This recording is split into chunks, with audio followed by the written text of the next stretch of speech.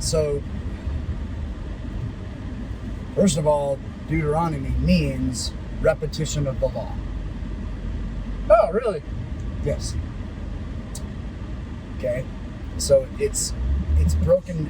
Basically, So it's Moses repeats the law. redundant. We call it redundant. Deuteronomy just repeats the law. So redundant. It's like the law trattoria.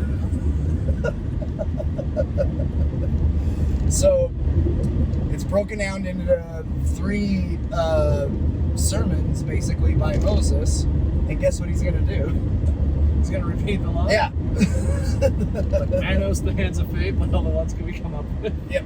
So the first group deals with like ritual, right? Ritual and religion. The second is about food and tithe, and the next is about law of debt. Firstlings, calendar festivals, like that's all in Deuteronomy. And there's a lot there, like each feast and festival has a symbolic reference to Jesus and the atonement. Right. And the restored gospel. Administration of justice. And then the third, 3 being the Godhead, and what else does 3 mean? 3 is the Godhead. Yeah, so when you get to 3, his third discourse is about renewal of covenants. Okay, so there's an interesting thought that I've had. Well, to me, it's interesting. I guess other people can decide whether or not they think it's interesting. So, in all my years of study, and all the studying in the gospel I've done, I never read the handbook. Like The church handbook, the actual church handbook. Never read, never I studied can't the say I handbook. have. I've read out of it when I needed to look something else. Until I got into a bishopric. Then I find the handbook to be one of the most important and off-referenced books of in your repertoire. in my repertoire. So like, it's changed, like, because like this, like Deuteronomy, like the books of the law of Moses, like that's what they are, right? Like they're essentially the handbook for the Jewish church. Like Doctrine and Covenants was largely a handbook. Like, so like I found my appreciation for those expounded exponentially when you're at like okay, like I'll give you an example. We had a family move into the ward. The father came and paid us tithing. Now the father and the mother's records had transferred into our ward, but none of the other 6 people who I had tithing slips for the records had transferred into the ward yet. What do I do with this money? What do I do with these tithing slips? Well, if you turn to Nephi chapter 2, yeah, he clearly states that 2022 tithing funds should be dispersed thusly. So I have a lot more empathy for if Jeb kills Jim's. So it turns out when it's 150 degrees outside, Harder to film these. So, anyways, it's like I have a lot more appreciation for a book of instructions for how the priesthood leadership is supposed to handle obscure situations that may or may not be universally applicable, but is absolutely information that somebody needs. So Deuteronomy is about the covenants and the law. So like, I also like how they had us skip around, because we had the benefit of modern prophets saying like, hey, Deuteronomy's dense. Why don't you hit up 6 through 8, then 15, you know what I mean? Like, I appreciated that the whole time. Like we spent 1 week on the last 3 books of Moses. yeah. Just because I knew that this stuff was dense, you know what I mean? So 6 through 8, like 6, it's like literally just like love the Lord thy God, right? Like serve with all thy heart, might, mind, and strength. Like he's giving them like the spiritual commandments. 7 is where he tells them. So in verse 1, he lists out all the different nations, and he says 7 nations greater and mightier than that. Okay, so like the children of Israel is us, and the Sinai Peninsula is the world. Okay, so they start at the northern end of the Sinai Peninsula where Jericho is. Okay, and the Lord says these 7 nations are all here. From Jericho down to the tip of the Sinai Peninsula is populated by these 7 nations. And I find it interesting that it's 7. Right. And they're all greater than you. So he says, when the Lord thy God shall deliver them before thee, thou shalt smite them and utterly destroy them, and thou shalt make no covenant with them, nor show them no mercy, which they did not do. Right. Okay? So, like, they're given clear instructions about how to go conquer the promised land, which they don't follow. And you get that, like, right off the bat. Like, no mercy, no covenant with them. That means don't teach them the gospel. No, yeah. It means kill them. Go in there and wipe them out. Yes. And he says, because you're the chosen people. Verse 6, verse 7, you're the fewest of all people. Like, the Lord has his chosen people. And the 2020 mind hates that. They hate special. They hate things that's not everybody all gets a trophy. But the Lord plays favorites. Sorry. Well, and then like this kind of goes into the point of like the reason this point's been made a whole bunch of times, but like the reason why is like, does God love the Israelites more than he loves the Canaanites? And the obvious answer to that is no. They're all his children. But like, it's possible to... The answer is no, and he knows far better than you do what it takes to save the Israelites and the Philistines. And he's as interested in saving the Philistines as he is in saving the... Yes, he doesn't love the Jews more or want to save them more. It's just the rules of saving them are different. And so like when you have cultures that people can get so wicked that the only thing that you can do is send them to God and allow them to, so that they stop heaping sins upon themselves. So it's like, if the Philistine nations had repented and turned to God, well, take Nineveh. Nineveh's a perfect example of that. They had a chance. They repent, they turn to God, and they're spared. And that's obviously jumping forward a little bit, but it's like that point needs to be made. And then like, so stepping back, so that's the actual, but stepping back and looking at it, like it does teach the lesson that like when like the danger is like, if you go in these and you allow these nations to stay there, then they're going to pollute you. Like, yes. You adopt the cultures and the customs of the people that you live around. Everybody thinks that. They think that you're gonna people think that they're gonna go into the darkness and pull up. That's not what works. You get pulled down. Yes. My stake president had they sent me on my mission, Dale Anderson, just a wonderful man. Be like, you can't run into the middle of Satan's forces and say, "Get me behind me, Satan." that's not a thing. Right. You can't run out and surround yourself by Satan and then say, "Get thee behind me." Not so much. And then there's a reason why the first commandment is to have no unspotted from the world. Okay, it's an analogy of us today. We're not told to go and kill our enemies and completely wipe them out. It's not that black and white. It was for them, but the consequences are the same. Even down at the end, he says, their gold, their graven images, burn them with fire. Any silver or gold that comes off of those images, don't even keep that. I don't want you to have anything to do with those, lest thou be snared therein, for it's an abomination to the Lord. If you bring an abomination to your house, lest thou be cursed a thing like it. If you invite an abomination to your house, you become like it. It doesn't become like you. Okay, so this gets into an interesting, I was studying this morning, this gets into the point of, just let me just read this. Go ahead. Neither shalt thou bring an abomination into thy house, lest thou be a cursed thing like it. But thou shalt utterly detest it, and thou shalt utterly abhor it For is it a curse? It is a cursed thing. That's what he's saying. Like, the world is abhorrent. It's a curse. Keep it out all the way.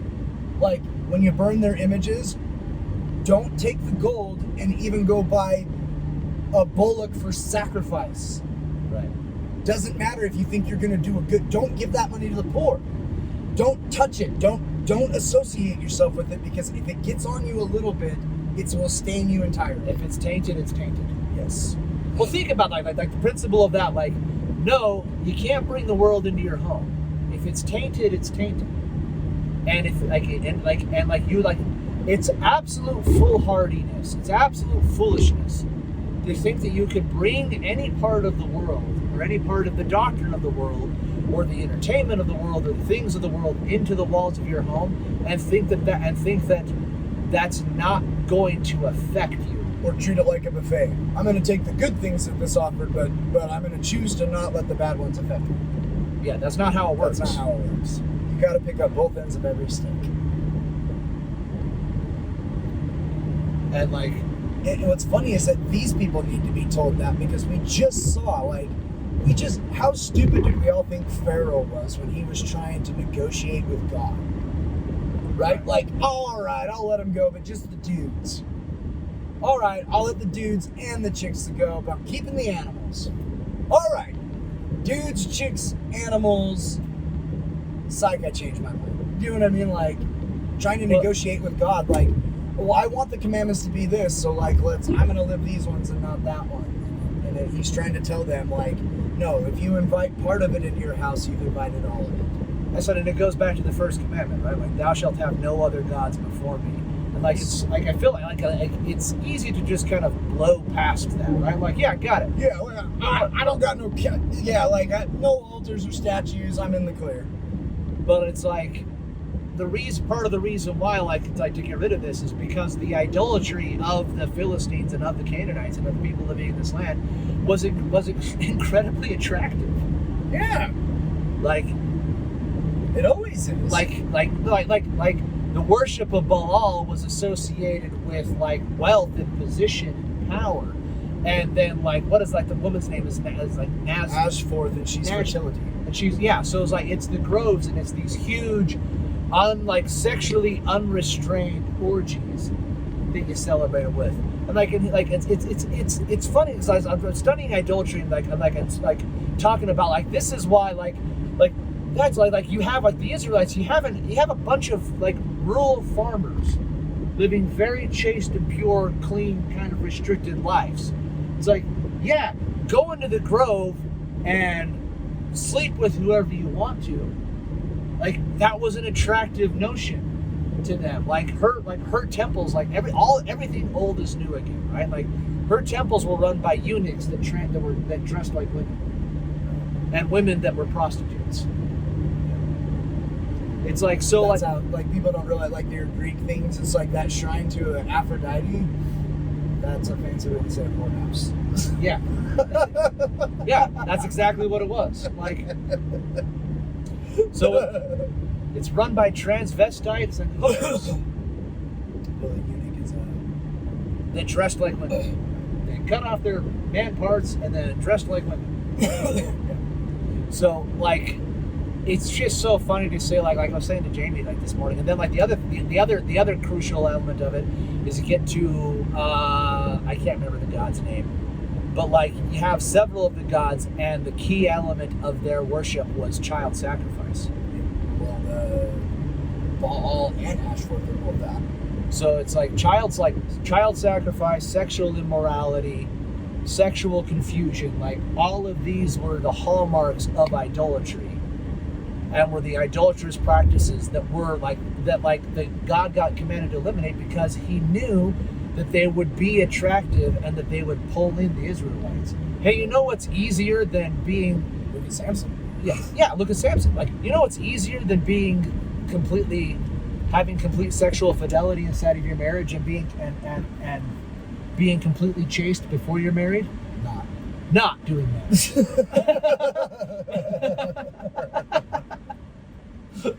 That's way easier to just go ahead and have sex with anybody that you want to or have an opportunity to in your lifetime. It takes way more character, way more self-discipline. Stand about stopping this letter. I know you do. Run it. Oh. See, the mistake, if I got a purge night, I would go take down every no turn on red sign. Purge. Oh, I got you. I'm out there with a drill and a ladder, baby.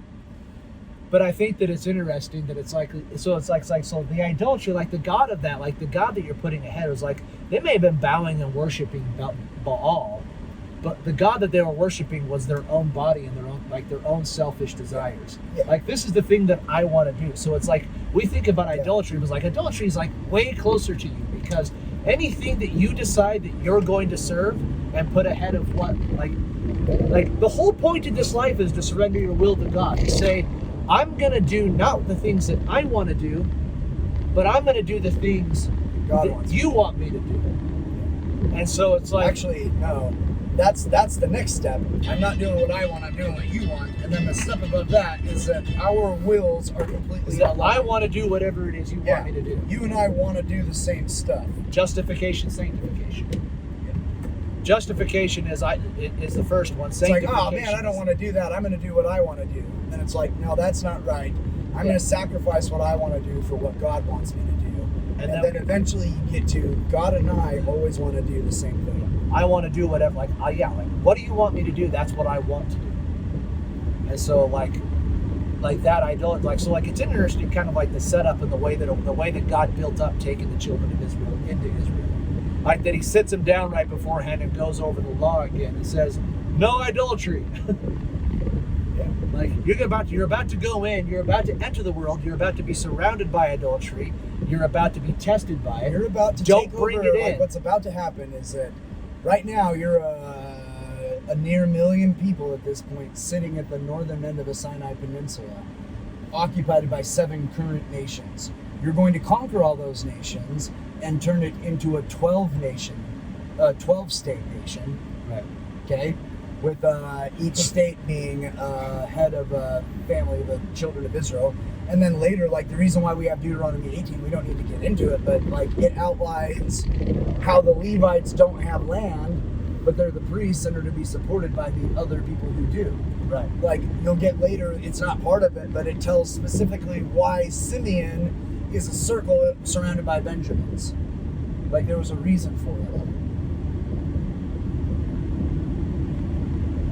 It's like you're about to go into the world. It's like, yeah. And the point I can't stress enough is that yes, the Sinai Peninsula, like the children of Israel poised to enter the promised land are us poised to enter the world, right? And we're going to go down to a world filled with Satan's minions. And we've got scrolls. We've got like, this is your plan. This is your map. These are your sticks. This is how you're happy. But man, the voice of the world is attractive. And they got a lot of stuff that's going to sound real fun. And it's going to sound way easier. And it's going to be all of these things. But you need to go down there and be of it, or be in it, but not of it. It's like, and that's why like the modern day world, it's like quite frankly, the Israelites is just like, it's like just eliminate all of it so you don't have to deal with it. Like our challenge in this day, in the last days, it's like be in it and be in it and don't get tainted by it, don't take it in, and go out and try to save as many as you can. Like the call to convert the Philistines is a lot harder than the call to just wipe them to off. kill them out, to kill them. Yeah, they weren't. That's why there's the modern days. That's like, yes, the tribe of Ephraim got way different instructions than the other ones. Like, if you're Reuben, Gad, Simeon, you killed Philistines. If you're us, you save them. Right? Yeah. Just saying. So that's cool. So now we're going into Joshua.